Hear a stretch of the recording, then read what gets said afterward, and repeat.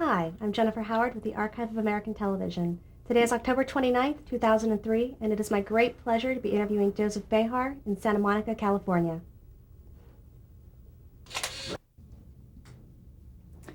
All right, thank you so much for taking the time to sit down with us. We're going to take about 10-15 minutes to go through your early years and influences. Uh-huh. So the first question we ask is, what was your name at birth? Joseph Behar, Behar. Did you have any nicknames? Yeah, my mother used to call me Sonny. I mean, and all my cousins. I have a lot of cousins and aunts and uncles. When I was growing up, and I was known as Sonny. In fact, I have one cousin who still calls me Sonny. So, but that was about it. But then I lost it, except for her. She's the only one. When were you born? September 30th, 1926, And where? in New York. What was your father's name? Maurice, And what did he do for a living? he was in the restaurant business. What was your mother's name? Rita, And what did she do? she was a housewife, basically, but she did work when I was growing up during the Depression. She did work in the garment industry in New York for on and off on certain period of years. Then she'd stop, and then she'd go back, depending on a necessity. But she did work. She wasn't home all the time. How hard was your family affected by the Great Depression? Well, pretty much so. You know, we lived in New York, and it worked okay, but it wasn't great. You know, I was only let's see, during that I was in 6, 7, 8, 9, 10, 11 in that area. So I turned out okay. So I guess it was okay. Did you have any brothers or sisters? Yeah, I have a brother who lives here in Marina del Rey. What were your hobbies growing up? Well, I had a lot of God, when I was a little kid, I had a lot of hobbies. My brother is a big hobbyist. I'm not so much as now, but he's 70 some years old, and he's still into hobbies. When I was a kid, hobbies, I used to do carving of wood. I collected stamps. I built model airplanes. I think I did all the normal things that kids do at that age. I played a lot of, it's not a hobby, I played a lot of hockey on roller skates in the street. We did that a lot. And, but that's about it. I didn't have, I drew a lot. I did not a lot, but basically my main thing is I read a lot. I was a big reader. So I did that, since when I was a kid, I reading. I still do it. What kinds of books did you like to read? Oh, I read not so much fiction. I read a lot of nonfiction, some biographies, and nothing about the entertainment business, because that was when I was a little kid, so I didn't know much about that business. Except I did, like a lot of kids growing up, especially in the big cities, I did go to the movies. I mean, constantly go to the movies since I was 6 years old. You know, we'd have a neighborhood movie down the street that was 10 cents to get in. And so I would go every Saturday. I'd sit through a serial, and I'd sit through 2 movies. And my mother would give me lunch. And they give everybody lunch. We bring lunch, and we'd eat it in the movie. You know, in those days, they let you bring the food in. Now they don't let you do that. So I was, that's where I first got interested in, subconsciously got interested in the entertainment business when I was watching the movies. I loved them. I still love them. Who were some of your favorite entertainers? Well, I was entertaining. As far as the stage, I didn't know too much about it. But in the movies, when I was growing up, there was Gary Cooper and Cary Grant and David Niven and Ingrid Bergman, and that I was growing up. That's where I was growing up in that era, and they were the people that really. Humphrey Bogart. Did you listen to the radio? Yeah, all the time. What were some of your favorite programs? All the ones that Woody Allen had in his movie, radio days. I listened to every one. The Green Hornet, the Phantom, the Shadow. The Green Hornet was a big one because we used to get the ring from the Green Hornet. uh, and The Lone Ranger, and that kind of stuff. I used to listen all the time. I remember we had a big radio at home. So I don't know how we got that.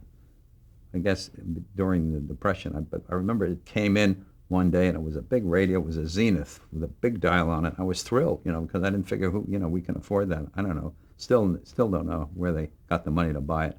But then we used to listen to it all the time. What kind of a student were you? Average. I wasn't bad, but I wasn't great either. Did you know what you wanted to do when you grew up? Not when I was a little kid, no. I thought about, the first thing I ever thought about doing was, I had some odd things. The first thing I thought of was, I loved being outdoors. So one time I was going to, actually, I don't even think I told my wife this. I was going to be a tree surgeon. A tree surgeon sounded good to me because it had the word surgeon in it. So that already implied that it was a little higher level than just a worker, an outdoor worker. But then because then I figured I'd be outdoors all the time. But there's no such thing as a tree surgeon, really. So I got out of that, and then next thing I really wanted to do was be an architect. When I was very little, I read all the books about Frank Lloyd Wright and Mies van der Rohe and all the European architects, and I really wanted to do that. But of course, I'm getting ahead of myself. But when I learned that, even when I was in high school, that architecture was not all in drawing that beautiful building or beautiful small house or construction. There was a load of engineering involved in that, and I was not good in math. And when I learned that you have to make sure that when you build that building, it doesn't fall down, and you have to go into a lot of detail, I sort of lost. I lost interest in it because I knew that wasn't going to be for me. I couldn't do that. But aesthetically, I love to do it. I still love architecture. What high school did you attend? Long Beach High School in Long Beach, Long Island, but I went to a few high schools. The first high school I went to was DeWitt Clinton in New York, and then I went to another one. I think it was called Taft High School, and then I graduated from Long Beach High School. Was your family moving at this time a lot? Yeah, they moved from New York to Long Island when I was maybe, I don't know, 13, 14. But my father was in a restaurant business, so we moved back and forth a lot. We would live in New York, and then we'd move for the summer out to Long Island, where he had a small restaurant, like a coffee shop, luncheonette. And then when the summer was over, he would close that place up and move back and open up, his place in New York. So I constantly moved back and forth. But then eventually we stayed in one place. What year did you graduate from high school? 42. I graduated when I was only 16 because I think I skipped a grade. Even though I wasn't a good student, I was smart. I don't know if that makes any sense to you, but so I skipped a grade. So I got out when I was 16, right in the middle of the war. What did you do after high school? I went to Hofstra University. How long did you study there? About 2 years. And then when I turned 18, I eventually got drafted. Where did you serve? In the Army. For about, I was lucky. I was a very fortunate, as my wife will tell you, I was a very fortunate person. I'm always a very lucky person. So what happened was I got in the Army and I went to training and all that, and I did a lot of training, and I came back and furlough. And then the war, while I was in training, the war in Europe was over in 1945, and so they were concentrating on the war in Japan, and so they were sending all the troops over there to finish up that war. And they sent me and everybody else on a train from east to California, and then from California they put us on troop ships and were sending us to Japan. Eventually they had, I don't know if everybody knows, they had a big plan how to invade Japan, and that's what they were going to do. But while we were on the ship, it was I think August 8th, 9th, while we were in the middle of the Pacific, they dropped the bomb on Hiroshima, Then they dropped one a few days later in Nagasaki, and while we're on the ship, the war was over. If you want to hear people getting excited, you should hear I mean, everybody, because you're going to war, and it was just like a giant thing off your shoulders, that there was no combat going to be involved because everything was finished. So I was really lucky. And the ship turned around? No, what they did, what they did seriously, it's interesting, is, it's like bureaucracy. They had the whole plan ready to invade Japan. I mean, it was a master plan, much bigger than invading Europe. They were going to go from the bottom right to the top with troops hitting every part of Japan on the beach, just like they did in D-Day. And they had that all planned out.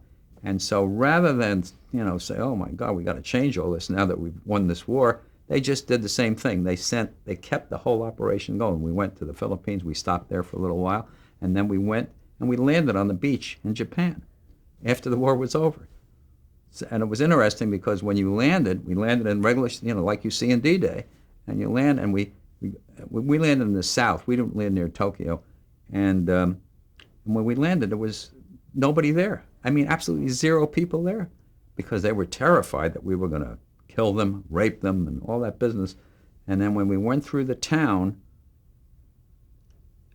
as we were going through the town, we had the vehicles, and we got in the vehicles, and we slowly going through the town, and you would see, every once in a while, you'd see a little shutter open, a little door big open, and the people were all hiding.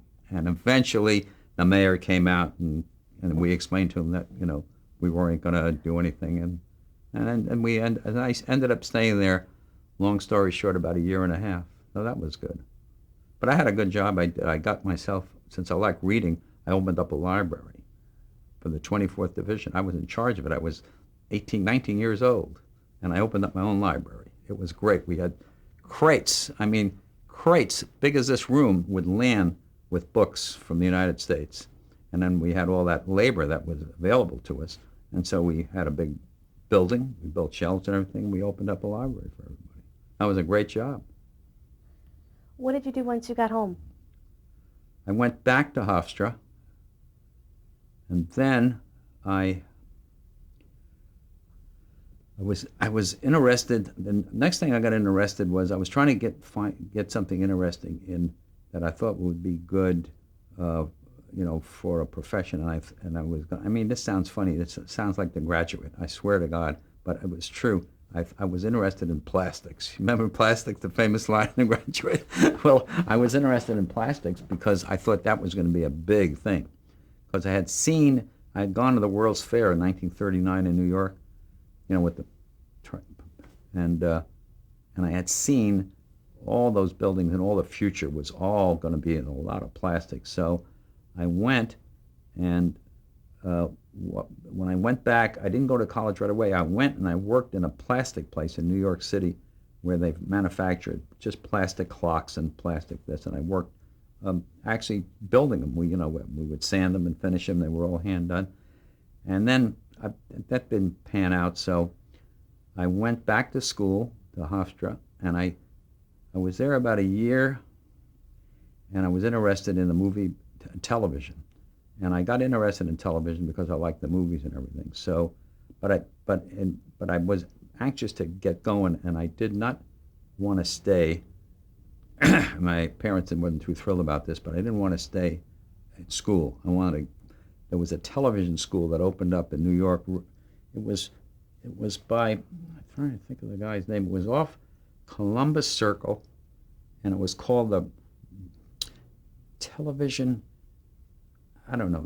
You got to look it up. It was in 1948, I think it was, that I did that.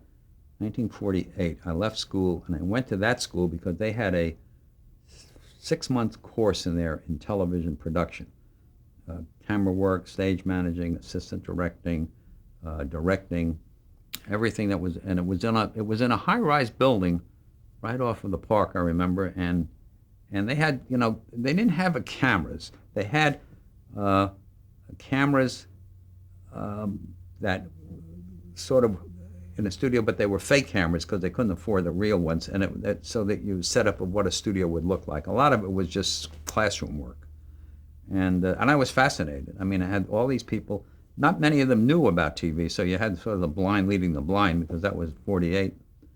And so I went there for, I think it was, I don't remember, 3-4 months. And then when I finished there, I started to look for a job in the end of 1948. And believe it or not, in those days, you'd think, well, television is a whole new thing. You're in on the ground floor. There was no jobs. I mean, I looked first I looked in New York, and then I would write letters. I think there was only like 38 stations across the country, 40 stations at that time anyway. So there wasn't a lot of opportunity, and nothing was available. So I went to NBC, and I talked to a guy over there, and he said to me, we have a station, I think they owned it or they were affiliated with it in Philadelphia, that was doing some hiring. So I went down there, and I gotta get a glass of water. Sorry to do this. Quite all right.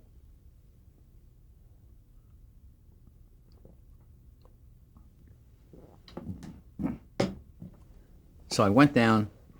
I set up an appointment to go down. First of all, I called them and they said to send them a resume. So I sent them a resume, which wasn't much on it, but whatever it was. And I put and I sent them a resume. I think it was 1 or 2 pages with my picture. And then they called me about 2 weeks later, and they said, come down for an interview. So I got in the train and went down. And I talked to the station manager there. He ended up being the head of TV for the NBC network later on. His name was, Ernie Walling, Walling, and he was the program manager of this station that I think NBC either owned or was affiliated with, and he hired me, even though I had zip experience, and what they did there, they had a very funny situation there. Unlike at NBC and the networks, they had the way it worked was like the theater. They had the cameramen were engineers. They were part of NABIT engineering. Then they had the IA union that took care of the scenery and all the props, etc. And it was split up that way. But over there, since it was a local station, they had a thing where you were a cameraman.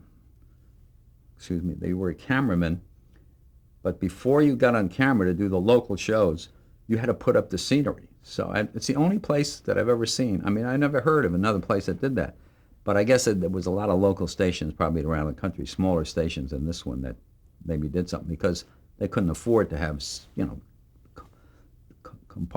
make compartments for every little thing. So they had everybody do a combination of jobs. So we would put up the scenery, which wasn't elaborate, but it was, still a lot of work. And then once there were a lot of local shows. There were service shows like, cooking shows and sewing shows and that kind of news shows. We had a lot of news shows. And so there'd be a schedule and say whatever that day was. Wednesday, there'd be a show in the morning that was a service show. So we'd put the scenery up, and then we would get on camera. And we would do the show. We'd rehearse it, and it was all live. There was no tape in those days. Everything was live, and so, and then when that show was finished, the network was feeding programming, so we didn't have to program the whole day. But then maybe in the afternoon at 3:00, the network from 3 to 4 would give, just like they do now. You'd have the time, and then we would put something on 3 to 4. And then we put the news on at 6, and the news on at 11, and that was our job. The cameraman would put this different scenery up. It was only a small studio. The studio was in a office building, so they just had gutted 2 floors so they get the height, and they made a studio in it. It was tiny. It was like NBC where I worked later on when I went back to Rockefeller Plaza, where it's just you push a button, you're in a big, and then all of a sudden there's a studio there. And so it was on, that station was called It's not called that anymore. It's called WPTZ, which is a famous station because they were the people who were one of the first stations in television. They and KTLA out here and a couple other stations are known as the pioneers, of stations. And so we would, so there was, I don't know how many cameramen there were. There were about maybe 6 or 8 because we had a long shift. We had to start in the morning, and then you had to work the news at night. But there was a lot of promotion going on over there at the time. When I was there, the cameramen would get promoted to be either stage managers, or they would skip that and there would be, there was a couple of them became music. They would music director. They'd pick out music that goes with it, all recorded music that would go with the show. So, and then they would just make you a director, And I was, and I say this just factually, not bragging or anything. I was a super duper cameraman. I mean, I was one of the best cameramen they had. I loved doing it, and I loved it, and I was really good at it. And so they used to ask for me, different shows used to ask for, to use me. They'd come in, some local beer company would sponsor it, and they got to know me. Anyway, so I got hired in 1940. I have a good memory for certain things. I got hired in 1949, January 21st. I remember the date because I said, boy, this is my first real job. And so I've been in TV then over 50 years. Anyway, so I went and I was working as a cameraman there, and another guy, but his name was nice guy, Dale Hostetler. He was from Pennsylvania. All these people I was the only person from New York because everybody else was just they would get locally. They just, and they made him a music director, and I was still a cameraman. Well, I was so miffed at that. Not that I wanted to be a music director, but I wanted to get a promotion. Anyway, so I, grumbled about it a little bit, but they promoted me to be a director 3 months later, which was much better than being a music director. So it turned out pretty good for me. And I would, and I had done I was there about a year. It was about a year before I got promoted, a year as a cameraman. And I did all kinds of shows. I did all in the studio shows, and then we went on location. We did a lot of location work. And I did football games, University of Pennsylvania football games. I did baseball games. I did a lot of baseball games. I went out on location, and in that time Philadelphia had 2 baseball teams, the Athletics and the Phillies, and they all worked out of one big stadium. It was called Shibe, Shibe Park, North Philadelphia. Not a great area to go to, and I would go work over there in the summertime. We'd televise all the games, so I had a lot of work out there. And then we'd do church service. Every Sunday we'd go to church services, and so we did that, a lot of that on Sunday morning. Every Sunday we'd go out on location to a different church, and we just set up 3 cameras and do their service for an hour. All of it live, no tape. Tape wasn't invented. And then when I became a director, then they had a schedule, and then the directors with the local stations was interesting to work for because it wasn't working for the network, but it was interesting to learn because they had a lot of local programming, and so you get a schedule, and they would say, okay, you're going to direct this cooking show on Monday, Wednesday, and Friday, and you're going to direct this educational show, on Tuesdays and Thursdays. So, and then another director would have his, we would each get. And the first show that I ever directed was called, well, I don't know how I get this great memory. It was called Operation Blackboard, and it was a show that we did every day. It was on every day, and we'd show it to the people at home, but mostly we would beam it to the school kids. And it was just stuff about music. It was culture, culture for the kids, and it was art, music, and stuff. And we only had 2 cameras, so we only were able to use 2 cameras. So you had to be a little creative when you had that, because 2 cameras is not a lot to get a lot of stuff done with. And I did that show for a while. Then I got other shows that were a little more complicated. And then what happened was I went out and did as I tell you, I was a cameraman in a lot of sports stuff. So after I worked in the studio for a while, the summertime came up, and we had to do all those baseball games. I can't tell you how many baseball games we did, because we did almost every home game, and because it filled a lot of time. And we did both teams, the American League and the National League. So they said to me, "We're assigning you to do baseball." I said, "Oh, God, I don't like baseball anyway." Because baseball, when you go out there, and it's gorgeous days, and you'd sit in a hole under all the stands. I'm telling you, it was like the size of my hall. It wasn't even that big, and you never get to see the sunlight. I mean, you would just be there the whole time. So, but I had to do it. I mean, you would get assigned it, and I went there from May, June, July, the whole summer, the whole spring and summer. And eventually what happened was I couldn't do anything else. I didn't do any other directing. That was one whole summer I did that. And I told my wife, I became a bum because I didn't have to go to the studio. I didn't have to go to the office. So I started wearing just a T-shirt and pants and loafers. And then I said, hey, I don't have to wear all this. Nobody's going to see me. So then I started wearing a little tank top or a T-shirt and shorts. And I didn't. Then I started not shaving. I said, well, "Who's going to see me?" Of course, my wife, my first wife, she would see me. But I said, outside of that, why am I getting? And so all summer, I look like Tom Hanks did in the Castaways. I would go to work, but I knew, but it was good. I didn't like baseball, but I liked doing it. It was a challenge to do because we only had 2 or 3 cameras, so it was a challenge doing it. But the worst time was when you had a double header. I think that was like 5 hours just sitting there. It was terrible. But so that I did that one summer, and that was okay. And then the next summer they gave it to somebody else because I said I can't do that anymore. I'm not sitting in that little cubby hole all summer long. So I had a good, I consider myself fortunate. I had a really good experience starting in TV. I learned how to do it, and it was really fun to do. Yeah. I've always had fun doing it. I never had any, I've had, work over the last 49